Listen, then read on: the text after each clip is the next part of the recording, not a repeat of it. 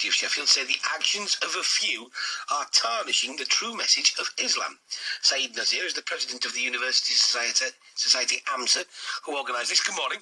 Good morning. Tell us why you've felt the need to organise tonight's meeting.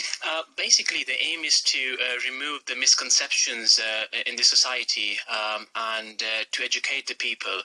When I say educating, it is the education of both Muslims and non-Muslims. And after all is happening in the current era, it's very important to educate people about the true teachings of the Islam. And who do you need to educate? Do most people not make the distinction quite easily? To be honest, my opinion is that people are going away from the religion, and it's both Muslims and non-Muslims. So we need to educate them, and our target audience at the moment are students of the university, and we believe that they are the future of not only this country but the world as well. So it's very important to educate these people, and we will have some professors coming as well in this event. So it's basically the the elite class of the society which would be targeted in this talk. So tell us why so much ill is done in the name of Islam. It is just because of, you can say, few people which the wrong impression has been given about the Islam. Islam is a very, very peaceful religion, and it does not allow any sort of violence and extremism. And, the message which has been given by the so-called custodians is totally wrong. And our aim is just to remove that misconception. But why is it so prevalent in places like Islamic State, for example? That's our exact aim at the moment, is the stigma and the misconception which has been created about this topic and overall Islam on the whole. We are trying to remove that misconception, and it is a series of events we are doing, not only in University of Sheffield but in 9 other universities as well, which we've already gone through.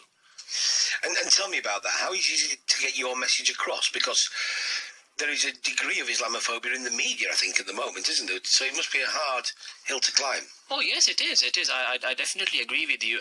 And these small little things will help, because if I even say that 20 people come for this talk, and we as a community are able to pass on the message of peace to them and tell them that Islam is not a violent religion, it's a very, very peaceful religion.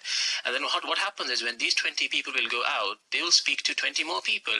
Because if I even say that 20 people come for this talk, and we as a community are able to pass on the message of peace to them and tell them that Islam is not a violent religion, it's a very, very peaceful religion. And then what happens is, when these 20 people will go out, they will speak to 20 more people, and that's how the word of mouth is spread.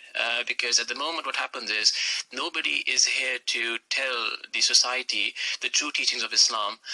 They are misinterpreted, and the wrong message is being given. And where's that happening? Where are people being given the wrong message? Where are people being radicalised? The two ways of it. Firstly is the wrong actions of a few people in the society, and I would say that they are not following the Islam.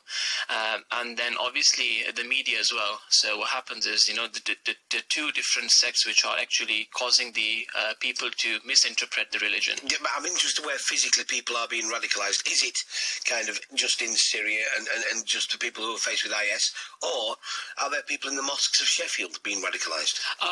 Not really at the moment, but yes, it would actually be worse when the situation carries on like this. So you actually have to try to resolve it as soon as possible and try to educate the people, because at the moment it's very radicalization is not as much as in other countries. UK is still a safe country to live, but again I would say that how long will it be safe? So we have to take a stance and try to educate people and let them know that the message which they have been given is the wrong message, and we are hit. Violence does occur. It's not a 0% violence in this country. There is still parts of the country where we, even as our community, has been targeted as well sometimes. So it happens here and there, but on the whole, it's still a safe country to live. Saeed, thank you very much for coming in this morning. That's Saeed Nazir.